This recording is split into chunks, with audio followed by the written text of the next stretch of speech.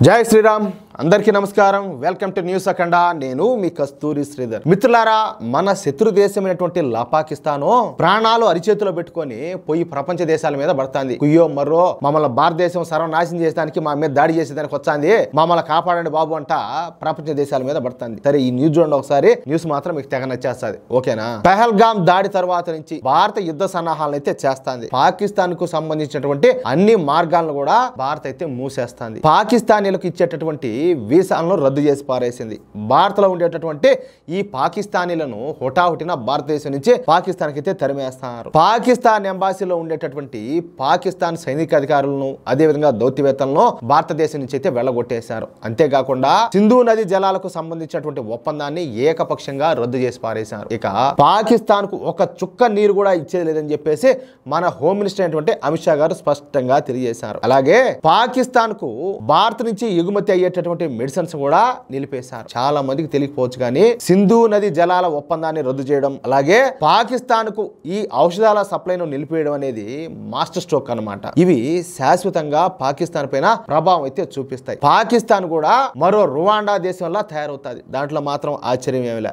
ఇకపోతే భారత్ తీసుకున్నటువంటి ఈ నిర్ణయాలతో నిశ్చేష్టులైనటువంటి పాకిస్తాన్ నాయకులు నిన్నటి వరకు ప్రగల్భాలు పలికారు సింధు నది జలాలను ఆపితే అందులో భారతీయుల రక్తం ప్రవహించేలా చేస్తామని చెప్పేసి భారత్ పైన అణుబాంబులు ప్రయోగిస్తామని అలాగే పాకిస్తాన్ సత్తా ఏంటో చూపిస్తామని పాకిస్తాన్ పైన భారత్ కనుక దాడి చేస్తే తాము తీవ్ర స్థాయిలో భారత్ పైన ఎదురు దాడి చేస్తామని పాకిస్తాన్ ఎప్పటికీ తల వంచదు అని చెప్పేసి వాళ్ళు ఇష్టం వచ్చినట్టు నోటికి వచ్చినట్టు అదేంది అంటారు సామెత ఉండదు గలీజ్గా ఉంటది చెప్పకూడదు ఆ మాదిరిగా నోటికి వచ్చినట్టు ఈ లేనిపోని మాటలన్నీ లంగా మాటలన్నీ కూడా మాట్లాడినారు అర్థమవుతుందా అయితే నిన్న రాత్రి ప్రధాని మోడీ గారు త్రివిధ దళాల చీఫ్లతో సమావేశమై మన ఆర్మీకు ఫ్రీ హ్యాండ్ ఇచ్చిన సంగతి ఆల్రెడీ మీకు నేను చెప్పా ఏమే మీరేం చేస్తారో నాకు తెలీదు మీ ఇష్టం వచ్చినట్టు చేయండి కానీ పాకిస్తాన్ కు ఈ దెబ్బ 100 సంవత్సరాల పాటు గుర్తుండేలా ఉండాలి నాకు ఖచ్చితమైనటువంటి రిజల్ట్స్ కావాలి అంటూ ప్రధాని మోడీ గారు మన ఆర్మీకి అయితే ఫ్రీ హ్యాండ్ ఇచ్చాడు అంతే ఇక నిన్న రాత్రి నుంచి ఈ పాకిస్తానీలకు నిద్ర పట్టడం లేదంట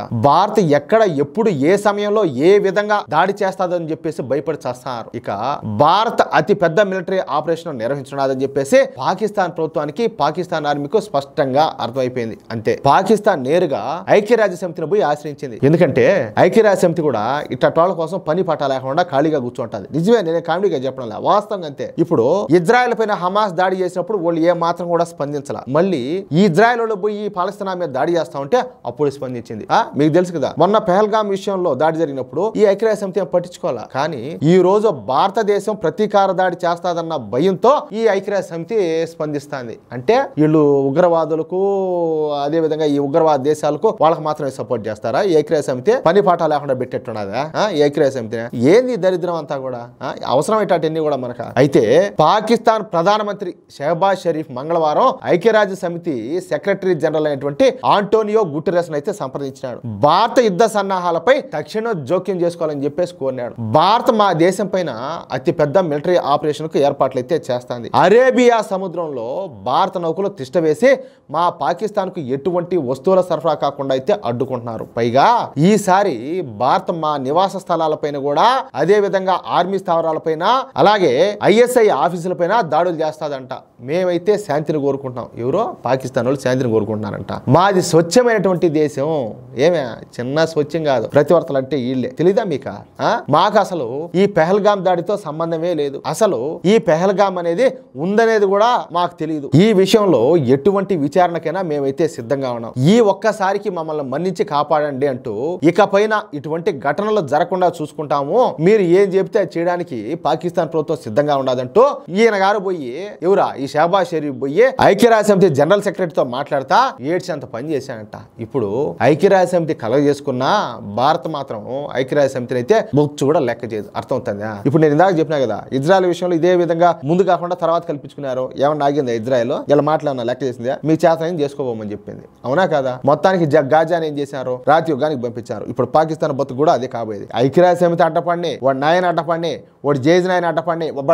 ఎవడైనా అడ్డపడిని, ఏమే ఎవడు అడ్డపడినా కూడా బేసేదే. దాంట్లో మాత్రం మార్పులు చేర్పులు అంటే ఏ ఉండవు. అది విషయం అయితే. మిత్రులారా, ఈ న్యూస్ కనుక మీకు నచ్చినట్లయితే ఖచ్చితంగా ఈ న్యూస్ నలుగురికి షేర్ చేయండి. అదే విధంగా ప్రతి ఒక్కరు కూడా మీ యొక్క అమూల్యమైన అభిప్రాయాలను తప్పనిసరిగా కామెంట్ రూపంలో తెలియజేయండి. అలాగే ఇంతవరకు మీరు గనక మన ఛానల్ను సబ్స్క్రైబ్ చేసుకున్నట్లయితే ప్రతి ఒక్కరు కూడా మన ఛానల్ సబ్స్క్రైబ్ చేసుకోండి, సపోర్ట్ చేయండి ప్లీజ్. జై శ్రీరామ్.